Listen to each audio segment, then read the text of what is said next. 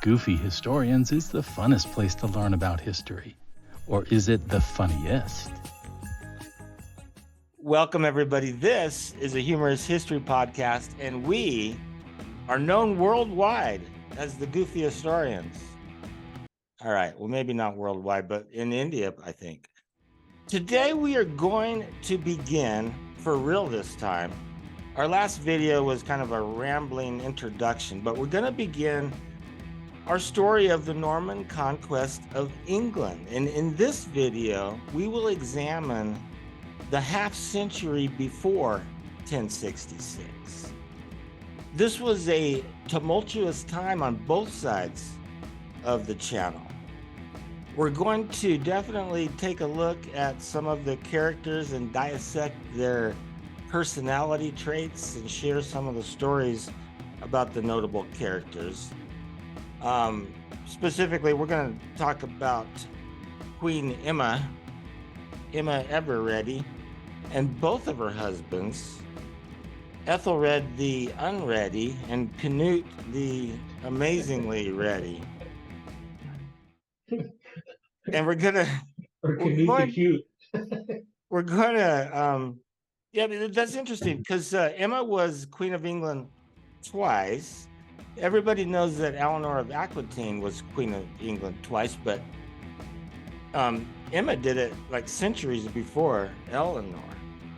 So anyway, let's get started here. It's the Norman and Viking history is alive and well today. They're always finding new hoards of silver. They found one just recently. This is a true story. I got a picture of it.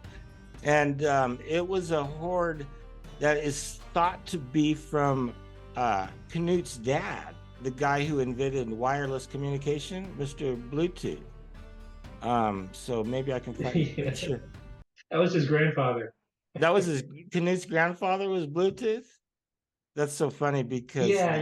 His father was the Forkbeard guy, Swain Forkbeard. That is weird. It doesn't matter.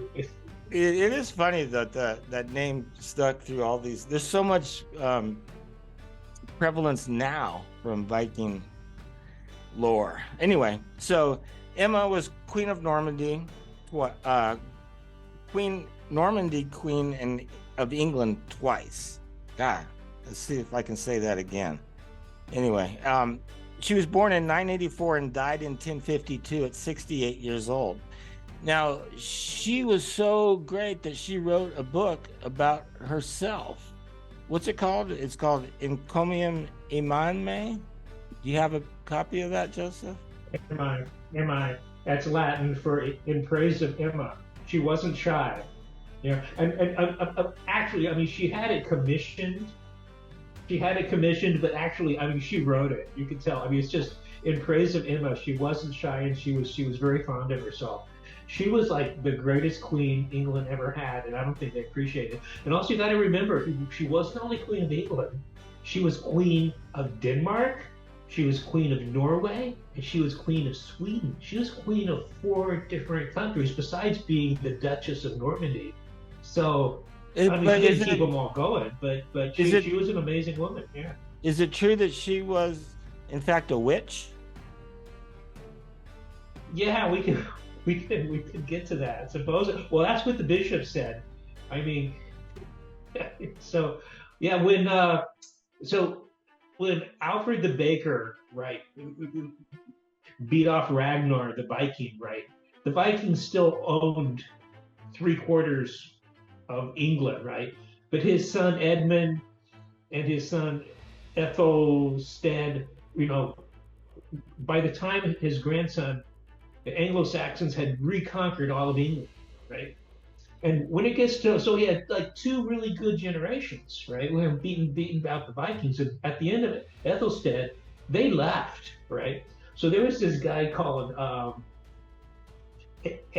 Edgar the Peaceful, right? Because he was, not that he was peaceful, it's just that the Vikings had left, right? So there was a whole reign of Edgar the Peaceful where there was no Vikings, there was no war, right? Which is rare at that time. So basically they call him the Peaceful, and he was peaceful just because the country happened to be peaceful, not that he was peaceful. but he had an interesting love affairs. Right? One of his wives was a nun that he captured from a nunnery, right? And that was his first son, right? And who they call Edmund the Martyr, right? He wasn't really a martyr. He died in a bar fight, right? I don't know how you turn that into a martyr, right?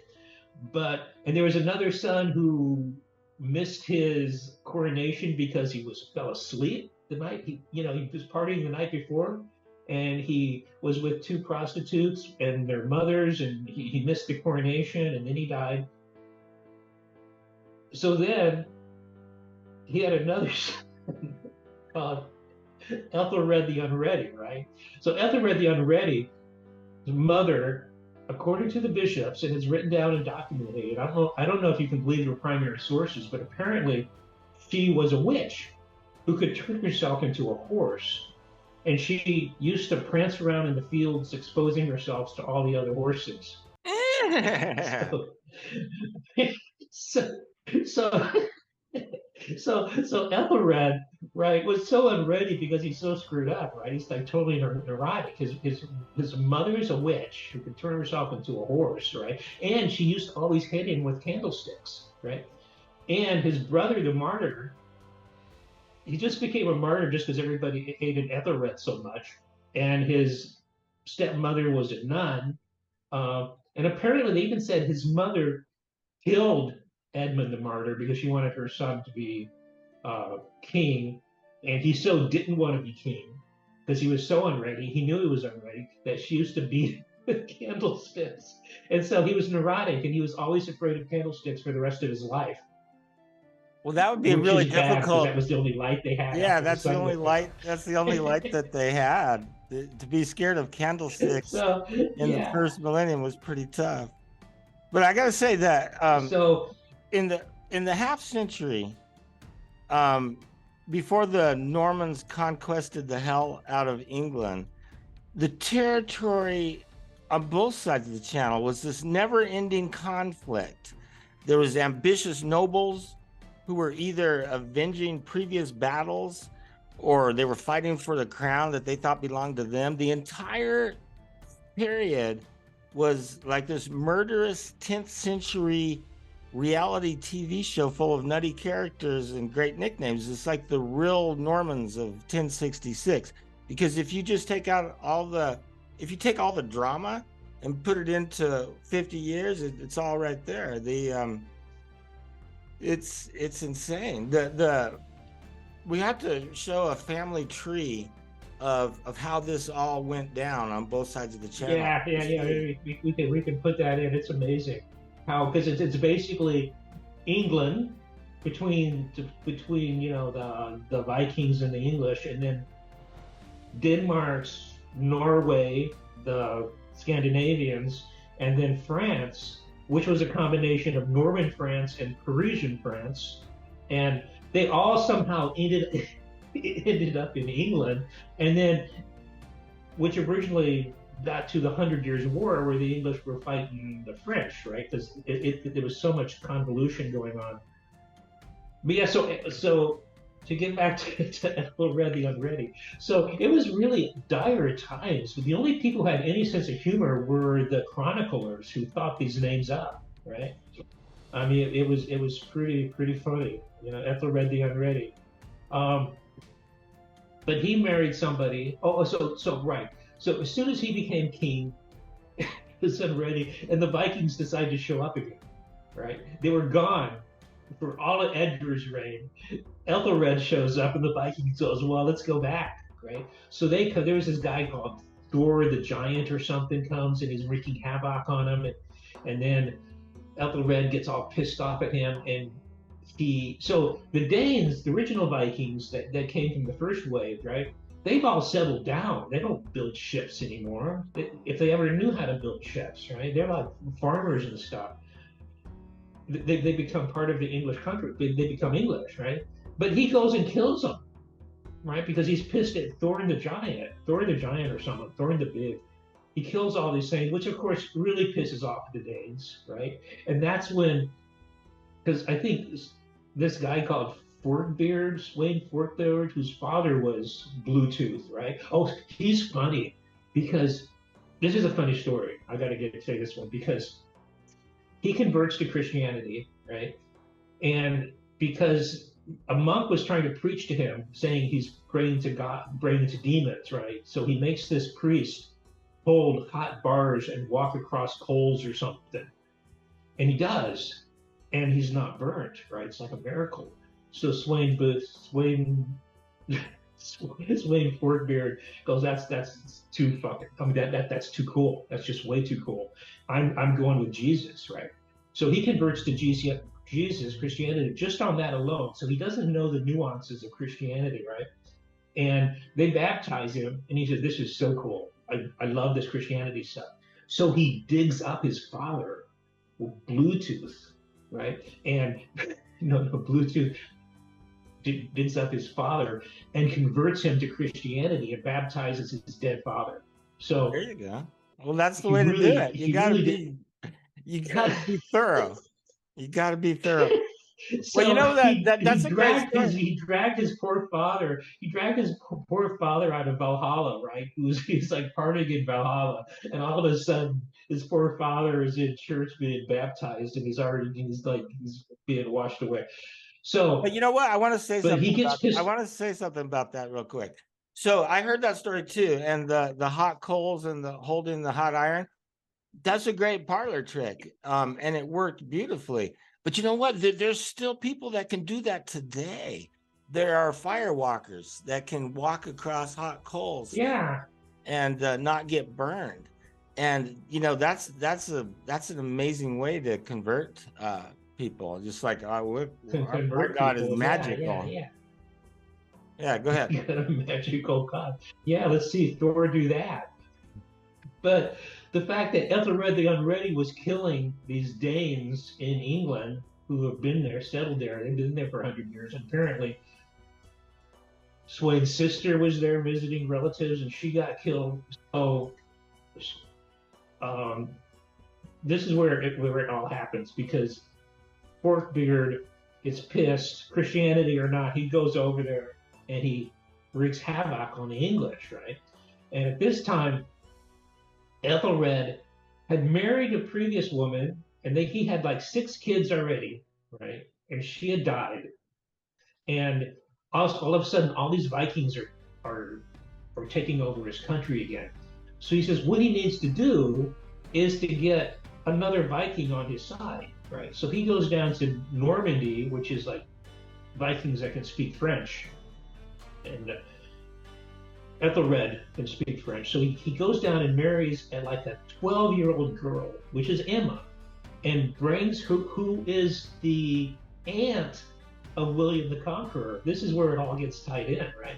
Yeah. So he marries the aunt of William the Conqueror. He brings her to England, and he has, thinking that he's going to get the Normans to help him fight the Danes, right? And they do, right? For a while, it goes okay. And he actually has, and apparently Emma hates him. She's just disgusted by this, because she's like 12 and he's like 38 by this time. He thinks he's disgusting. But she stays with him for 10 years. They have 2 kids, right? And one of them is Edward the Confessor, right? But these 2 kids that she has by him, Ethelred already has 6 full-grown kids, right? So it's not like these guys are in line for the throne or anything. But Swain Forkbeard is still fighting, and then they all have to leave, or maybe it's Canute by this time. Canute comes, his father Swainbeard dies after, Forkbeard becomes a king, but only for a year. He dies, and then Canute comes. And at that point, Ethelred he moves in with his relatives, his father-in-law, in Normandy, right? Yeah. So he's like sleeping on the couch at his father-in-law's house with his 5 kids from his first marriage, plus his 2 kids from Emma, and they stay there for like, the whole royal family is living in Normandy, right? And then he dies. He dies in Normandy, and that's the end of Ethelred the Unready, sleeping on the couch of his father-in-law. Yeah, it's pretty pathetic. So one of Emma's kids, because she had two kids before she gets married to what? No, she had kids before she got married to Canute. But anyway, she kind of like abandons those kids later in Normandy. But one of those are the kids, two kids she named. Yeah, well, one of those kids, those are the two kids she abandoned in Normandy, right? Right. So the one that becomes Edward the Confessor is the youngest. And he is an amazing guy, because you know what, the coronations that are going on this weekend, they're crowning King Charles in the UK at the coronation. The stuff during that coronation, a lot of it goes all the way back to Edward the Confessor when he was coronated. Yeah. Pious. It's I think 85% of the English think that shit should be canceled. Right? It's like, come on, we don't need it. But the funny part, which is interesting, is Canute, his father is dead, Fortberg's dead, who's his grandfather, Bluetooth. So Canute comes and he becomes the king of England, right? And Emma is in Normandy with her kids and her stepkids, right? But she makes the move. She calls up Canute, right? Makes arrangements on the phone. She says, "Why don't you marry me? Because I'm still young and I know what's going on, right? Because when she was with Ethelred, right? Whenever there was a proclamation or a law or anything going on, her name was first on the list. Her was her first signature, above the bishops, even the Bishop of Canterbury, right? So she was actively involved in running the company, more so than Ethelred the Unready. So she was like she was actually a queen running the place. And so she calls up Canute and says, you've taken over from your father. You're like 21. I'm like 36 now, right? I've been running this country for 20 years. Let me be your queen and I'll help you run the country. Well, you know what? He says, yes. They met on an online dating site. It was called For royalty. Royalty Mingles. It was like a royalty Tinder for single noble people. Right. That is wild though. That Canute marries Emma. So now Emma's of England again. Right. So he's also Alfred the Unready. No, Ethelred the Unready, right? His first wife was Alfcafu or something. And when he marries Emma, he changes her name to Alfcafu. Right. And she goes, "No, I'm not going by Alfcafu. It's just not going to happen." But the reason why she didn't want to change her name is because Canute actually had another wife by that same name. It was a common name. Yeah, Canute has another wife whose name is Alfcafu. So when she marries Canute is already married, because even though he's Christian, they've never actually read the Bible or anything, right? They just, took it mainly for the ceremony. So now she's married to Canute, and she runs the country with Canute for another 10 years or something. And she has two children by Canute, a daughter and a son. So now there's the 5 kids by the Unready's original wife, Alfcafu, plus the 2 kids by Emma and Ethelred the Unready, and now 2 more kids by Emma and Canute, right? So this poor, Edward the Confessor, he was so far down in the totem pole that he wanted to be a scholar, right? That's all he wanted to do. He just wanted to go and read books, and study Latin. He had no interest in politics at all. That's what Alfred the Great said. That's what Alfred the Great wanted to do. It's the same thing as Alfred the Great, only this guy wasn't great. He was the confessor, right? So Emma is now Queen of England again, and now she's not only Queen of England, she's Queen of Denmark, she's Queen of Norway, and she's Queen of Sweden. And her son, what was her son name? I don't know. I didn't write it down. Yeah, well, shoot. So she has Probably Edmund. she has one is like she has two sons by Canute. One of them dies, and the other one is Canute Canute sends him Hut. to Denmark. So, huh? There was one of them. It was like Haka Canute. Haka Canute. Yeah. It was Haka Canute. Yeah. So it's Haka Canute is the son of Emma and Canute, right? And Canute sends him to Denmark, and he has another son called Sweyn that he moves to Norway. And there's a rebellion in Norway, and Sweyn ends up hanging out with his stepbrother Canute, and they're like really getting along well in Denmark. And there's and then there's Harefoot, right? Harold Harefoot is the one who's in England with Canute when Canute dies, right? So since the other two are in Denmark, Harefoot takes over England as the king of England, and Emma's go, oh my God, what am I going to do? I'm not queen anymore, right? So she tries to get her to. Then she remembers that she has all these kids she left in Norway. I mean, in Normandy, right? So she's like, we got to get them back. I need someone to be, because she really, really, really loves being queen, right? So she gets one of her sons up, and he gets blinded or something in some castle somewhere.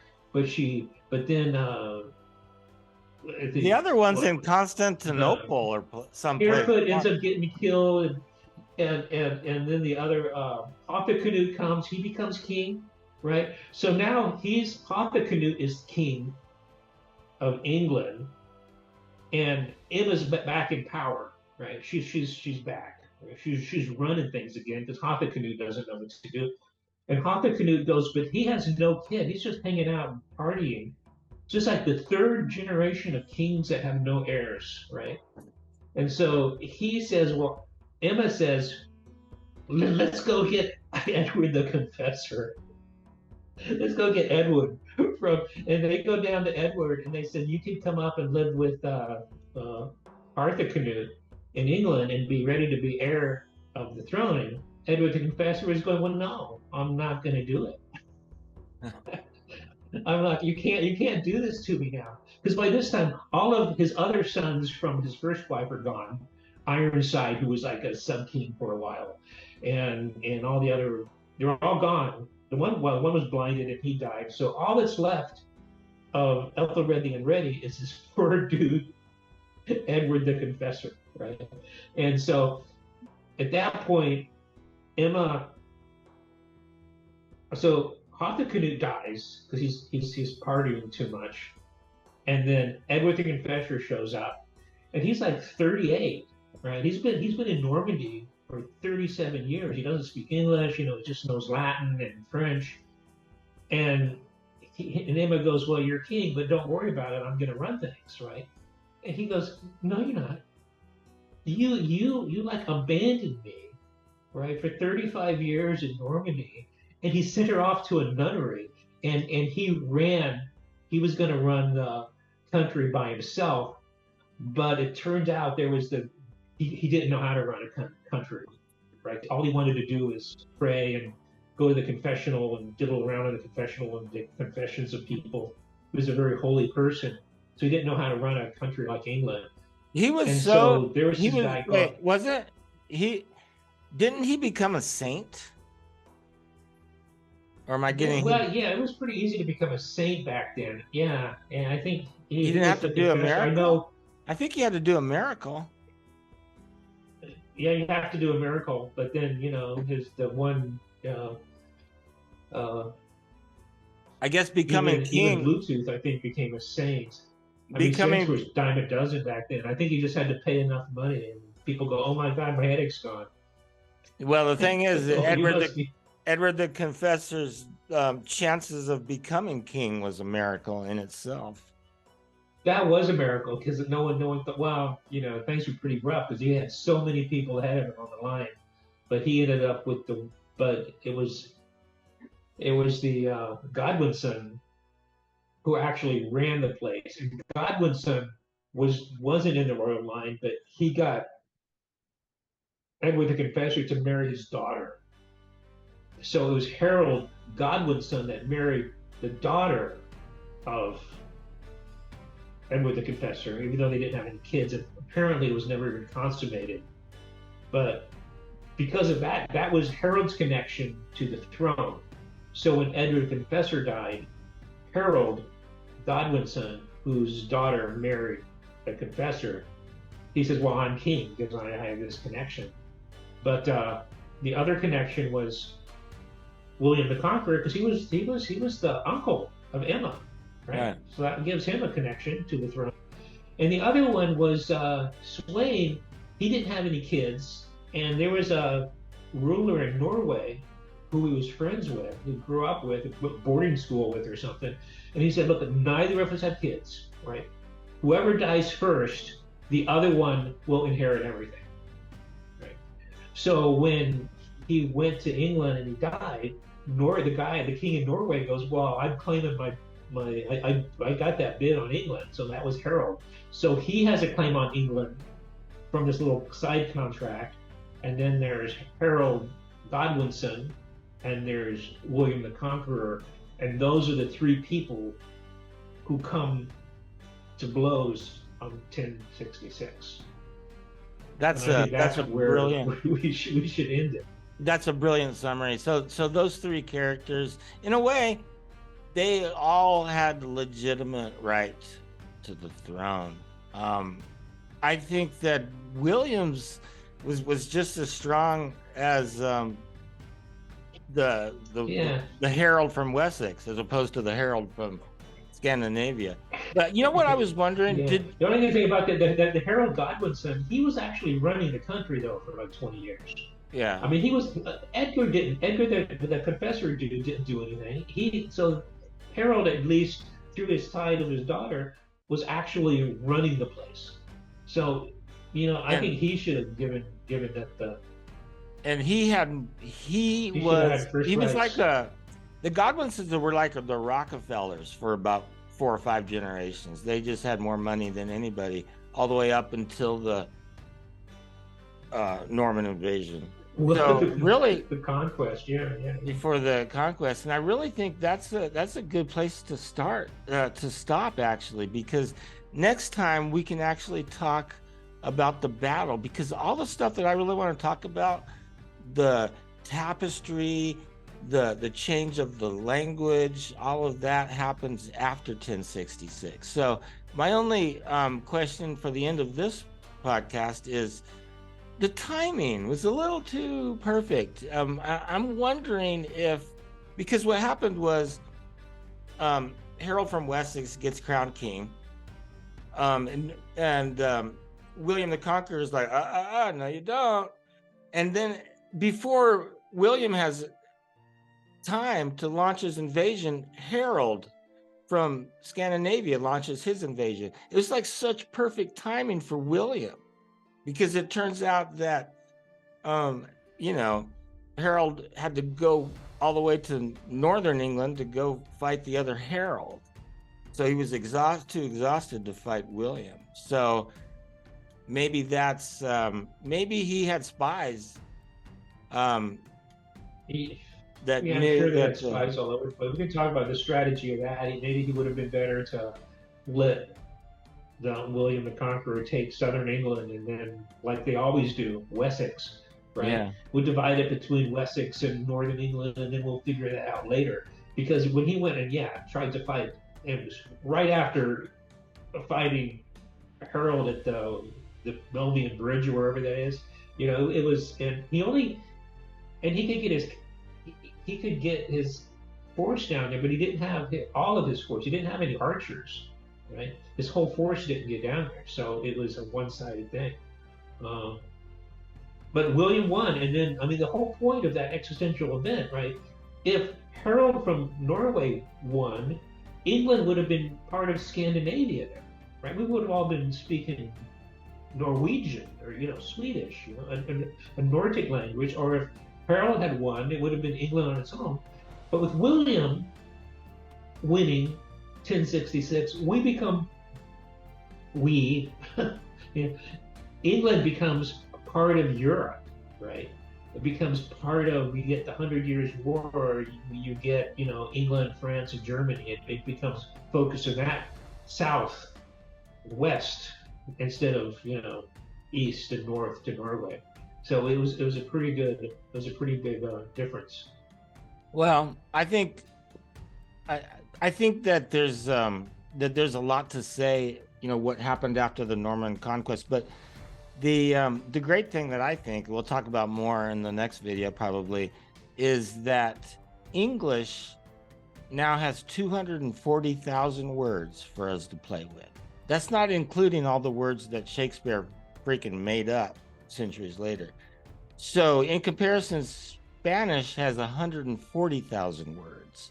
So we have like an extra 100,000 words that were derived from French, and they all sound really cool. Would you rather meet somebody, or would you rather have an encounter? Would you rather eat, or would you rather dine? Right. All the French words sound more. Would you rather talk? Would you rather talk or have a conversation? Conversation, right? Would you rather be a baker or a tailor? Yeah, it goes on and on and on. But anyway, so there's a lot of good and bad. The reason I'm not saying English is better than Spanish, because we have 100,000 words. The Spanish would say that, the reason you have an extra 100,000 words is because you were conquered by the French. And the Spanish weren't. Although, didn't Napoleon try to do that? Yeah, people don't think, but Spanish was conquered by the Arabs. So Spanish has a lot of Arab words in it. Any Spanish word that starts with al comes from Arabic, right? So, but they didn't stay. By 1492, the Arabs were gone. Where the French really never did leave England. And I think that's the whole point, is that with the French Normans, which were the Vikings who speak French, the whole point is that the Vikings were so adaptable, right? They just mutated and became whatever was necessary for them to become in order to flourish. Because remember, the Normans were not only in England, they were in Italy, they were in the Near East, they were in Russia. The Rus, right, are Vikings. So, and that's probably the Viking blood that got into the English in the 17 and 1800s, where they thought they had to go out and civilize the world. Well, they did a pretty good job at that. They did a pretty good job at that. Stay tuned. If you haven't subscribed already, hit subscribe. We're out of time for this one, but stay tuned. For the next one, we'll actually talk about the Battle of Hastings. Thank you, everybody. Goofy Historians is the funnest place to learn about history. Or is it the funniest? Does history repeat itself? Not really. But sometimes it kind of rhymes.